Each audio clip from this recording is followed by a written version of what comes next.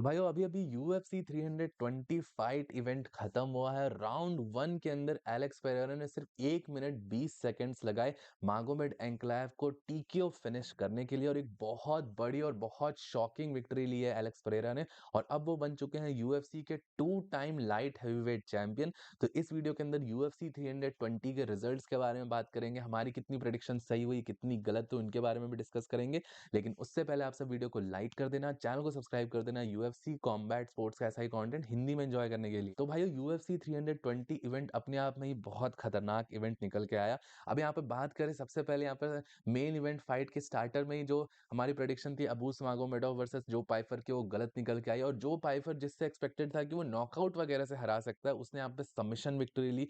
अबूस मागोमेडोव को यहाँ पे सबमिशन से हराया। काफी सारे फिनिशेस देखने को हमको यहाँ पे मिले मेन इवेंट के अंदर ही। यहाँ पे मेन कार्ड में दो फाइट्स, यहाँ पे स्टार्टिंग की 2 फाइट सबमिशन से खत्म हुई, फिर यूसुफ जलाल ने यहाँ पर जॉश एमेट का यहाँ पे सबमिशन निकाला। तो आप समझ सकते हो काफी तगड़ी फाइट्स यहाँ पे और भाइयों यहाँ पे मेन कार्ड की सारी फाइट्स यहाँ पर फिनिश के साथ खत्म हुई। सिर्फ मिराब डोलिशविली की फाइट को अगर छोड़े तो उसके अलावा सारी फाइट्स में यहाँ पे हमको फिनिश देखने को मिला।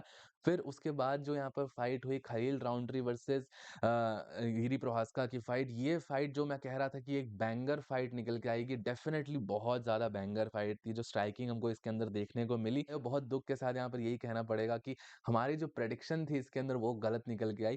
खलील राउंड्री को जैसा मैंने आप सबको बताया था कि वो ज्यादा टेक्निकल फाइटर है, ज्यादा एडवांटेजेस है और टेक्निकल फाइटर के साथ हमेशा जाना चाहिए।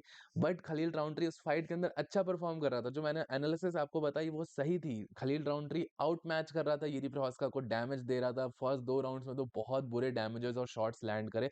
अब वो यूरी प्रोहास्का की उतनी टफनेस थी और कहीं न कहीं फाइट आईक्यू जो मैंने बात करी थी, खलील राउंड्री का फाइट आईक्यू उतना नहीं है, वो गलतियाँ करता है। जब गेम प्लान को एडजस्ट करने की बारी आती है तब वो एडजस्ट नहीं करता है।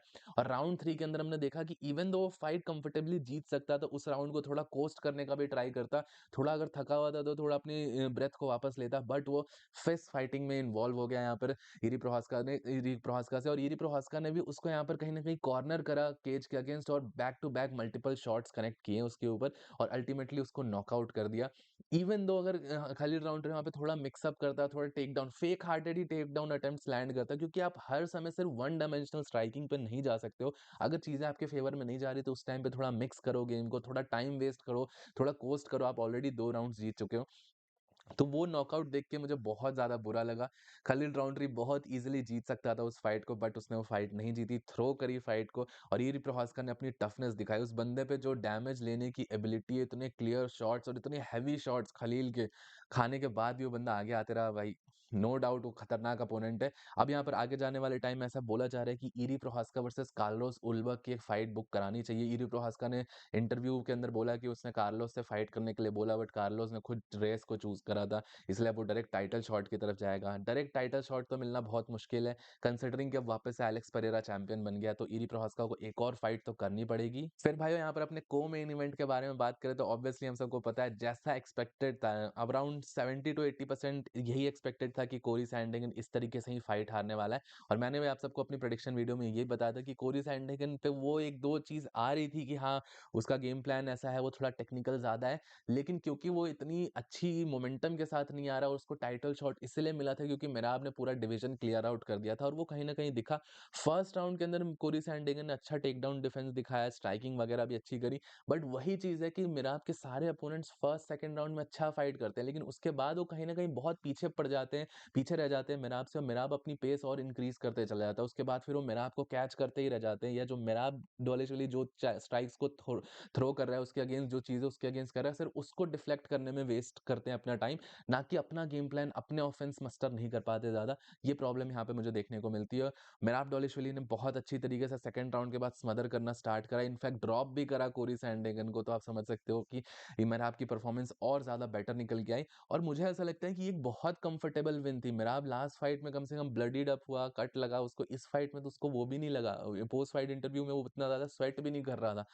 आई डोंट नो भाई, इसके लिए बहुत ईज़ी फाइट्स है, ये सारी तरीके से उसने डिवीज़न क्लियर आउट कर दिया है। अब पीटर यान से उसने डिमांड करी है कि वो दिसंबर के अंदर पीटर यान से फाइट करना चाहता है। ये अपने आप में ही बहुत तगड़ी फाइट है। बट हम सबको भी पता है पीटर यान के ऊपर ऑलमोस्ट 50 टेकडाउन अटेम्प्ट्स करे थे यहाँ पर जब लास्ट टाइम फाइट हुई थी। इस टाइम क्या डिफरेंट कर सकता है पीटर यान? क्या वो स्ट्राइकिंग में कुछ कर सकता है? ये सारी चीज़ें देखने वाली होंगी। मिराब के लिए लिटरली बैंटम वेट डिवीज़न में कोई सॉलिड कंटेंडर इस टाइम पे नहीं बचा हुआ है, ये एक फैक्ट है। अब भाइयों हम यहाँ पे कंटेंडर्स की बात कर ही रहे हैं, तो यहाँ पर एक बहुत बड़ा कंटेंडर था यहाँ पर मागोमेड एंकलाव एलेक्स पेरेरा के पूरे यूएफसी कैरियर में, और सबसे ज्यादा क्वेश्चनिंग एलेक्स पेरेरा की इसी के कारण हुई थी।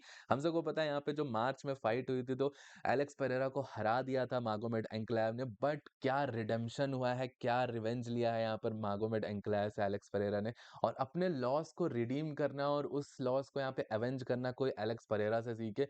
यूएफसी 320 के राउंड 1 में 1 मिनट 20 सेकंड के अंदर ही यहाँ पर एलेक्स पेरेरा ने मागोमेड एंक्लेव को नॉकआउट कर दिया, और एक बहुत खतरनाक नॉकआउट किया है। अब कोई भी ऐसा एक्सपेक्ट नहीं कर रहा था। इनफैक्ट मैंने खुद भी प्रेडिक्शन के अंदर यही बोला था कि एलेक्स पेरेरा के पास उतने चांसेस नहीं है वापस से आके चैंपियनशिप जीत जाना। मागोमेड एंक्लेव जैसे फाइटर के पास, जिसके पास इतने टूल्स हैं जीतने के, उसके अगेंस्ट बहुत ज्यादा मुश्किल होगा। लेकिन भाई वो सारे टूल्स धरे के धरे रह गए। मागोमेड एंक्लेव को स्टार्ट होने ही नहीं दिया। आप अगर देखोगे फाइट को, स्टार्ट ही इतना ज्यादा ओवर एग्रेसिव तरीके से किया था यहाँ पर एलेक्स पेरेरा ने। मतलब उसका था भाई मैं नॉकआउट हूँ, मुझे फर्क नहीं पड़ता है, लेकिन मैं यहाँ पर अपना पूरा 100% स्टार्टिंग के अंदर ही देने वाला हूँ। और कहीं ना कहीं फाइट देख के मुझे ऐसा लगा कि एंक्लेव थोड़ा एडजस्ट करना चाह रहा था, थोड़ा फील आउट प्रोसेस जो होता है कम से कम 2-3 मिनट तो करना चाह रहा था, और वो गेम प्लान समझने का कोशिश कर रहा था। बट एलेक्स पेरेरा ने बिल्कुल भी स्पेस नहीं दिया। जैसा बुल घुसता है ना किसी रिंग के अंदर, जैसे ही वो लाल कपड़ा देखता है बुल कैसे घुसता है, उस तरीके से एकदम एलेक्स पेरेरा सीधा स्टीम रोल करते हुए चला गया और अल्टीमेटली फिनिश भी कर दिया। एक ओवरहैंड राइट कनेक्ट हुआ यहाँ पर मागोमेड एंक्लेव का, जो यहाँ पे ट्रेड कर रहे थे वो शॉट्स, और उस टाइम पे वो ड्रॉप हुआ और फिर उसने टेक डाउन करने का ट्राई करा, बट उसको स्टफ करके ग्राउंड एंड पाउंड से यहाँ पर एलेक्स पेरेरा ने फिनिश कर दिया मागोमेड एंक्लेव को, और ये काफी खतरनाक विक्ट्री थी। मैं लाइव स्ट्रीम पे शॉक था कि एक्चुअली में हुआ क्या यहाँ पर, कैसे नॉकआउट हुआ, बट जो पावर थी वो एक शॉट के बाद ही वॉबल कर दिया था। अब मागोमेड एंक्लेव की यहाँ पे गलती थी कि वो कॉर्नर अगेंस्ट रहा यहाँ पर एंक्लेव एलेक्स पेरेरा के अगेंस्ट, जबकि मागोमेड एंक्लेव को पता है कि एलेक्स पेरेरा आगे आते हुए कितना ज्यादा डेंजरस फाइटर है, उसको सर्कल आउट करना चाहिए था, उस कॉर्नर से निकलना चाहिए था, और थोड़ा फील आउट जो प्रोसेस था, अगर आपको फील आउट प्रोसेस नहीं दे रहा है, सामने वाला ओवर अग्रेसिव हो रहा था, उस तरीके से भी उसको पनिश कर सकते हो, ना कि उसके साथ ट्रेड करने जा सकते हो। एलेक्स पेरेरा को कहीं ना कहीं यहाँ पर रिस्पेक्ट नहीं करा मागोमेड एंक्लेव ने उसकी पावर को, और इसीलिए वो यहाँ पर इस पोजीशन में फंस गया जाके। अब भाई वो विक्ट्री ली तो ली यहाँ पर एलेक्स पेरेरा ने, लेकिन उसके बाद इमोट्स करे और बहुत सारी चीजें बोली कि मागोमेड एंक्लेव ने उसको ये सारी चीजें बोली, और हम सबको पता है कितनी ट्रैश टॉक हुई थी मागोमेड एंक्लेव की तरफ से, कितनी ज्यादा ट्रैश टॉक हुई थी, टायर शॉप पे वापस भेज दूंगा वगैरह वगैरह, ओल्ड एंड स्लो, ये सारी चीजें। इनफैक्ट पूरा क्वेश्चन ही कर दिया गया था मागोमेड एंक्लेव ने यहाँ पर एलेक्स पेरेरा के कैरियर को, कि इसको ऐसे सेटअप वाली फाइट्स मिली है, यूएफसी ने इसको फाइट्स पिक करके दी है, और फर्स्ट रेसलर जिसने इससे वो फेस करा हाई लेवल रेसलर, उसने इसको हरा दिया। ये सारे क्वेश्चंस भी यहाँ पर एलेक्स पेरेरा के ऊपर उठ गए थे, और लोगों ने विश्वास भी करने लग गए थे। मैं मेरे को भी कहीं ना कहीं लगने लग गया था कि एलेक्स पेरेरा मागोमेड एंक्लेव जैसे रेसलिंग हैवी फाइटर को क्या हरा सकता है। इवन दो मागोमेड एंक्लेव रेसलिंग नहीं करता, वो स्ट्राइकर है मेनली, बट उसके अगेंस्ट जब वो था फर्स्ट फाइट में जो परफॉर्मेंस निकल के आए, बहुत सारे डाउट्स क्रिएट हो गए थे, बट एलेक्स पेरेरा ने उन सबको शट ऑफ करा और दिखाया कि फाइट स्ट्राइकिंग के थ्रू और ओवर एग्रेसिव होकर भी जीती जा सकती है, और ये फाइट उसने जीत लिया, वापस से लाइट हैवीवेट चैंपियन बन गया है। मिडिल वेट डिवीजन में टाइटल जीतना, फिर लाइट हैवीवेट डिवीजन में जीतना, मल्टीपल टाइम्स उसको डिफेंड करना, फिर फाइट हार के वापस से टाइटल जीत जाना। ऐसा कहा जाता है यूएफसी में एक बार टाइटल जीतना मुश्किल होता है, उसके भी ज्यादा मुश्किल तब होता है जब आप टाइटल हार जाओ और वापस से टाइटल जीतो। ये बहुत कम ही ऐसे चैंपियंस होते हैं जो कर पाते हैं, क्योंकि जो मेंटल स्ट्रेस आता है एक चैंपियनशिप फाइट लूज करने का, और मेंटल बैटल को ओवरकम कर पाना बहुत ज्यादा मुश्किल होता है, और एलेक्स पेरेरा ने वो करके दिखाया है। बाकी भाइयों अब नेक्स्ट फाइट यहाँ पर एलेक्स पेरेरा की किसके अगेंस्ट होनी चाहिए, क्या एक ट्रिलॉजी फाइट होती है, जो कि मुझे नहीं लगता यूएफसी इस टाइम पर मागोमेड एंक्लेव को देगी, बिल्कुल भी नहीं देगी।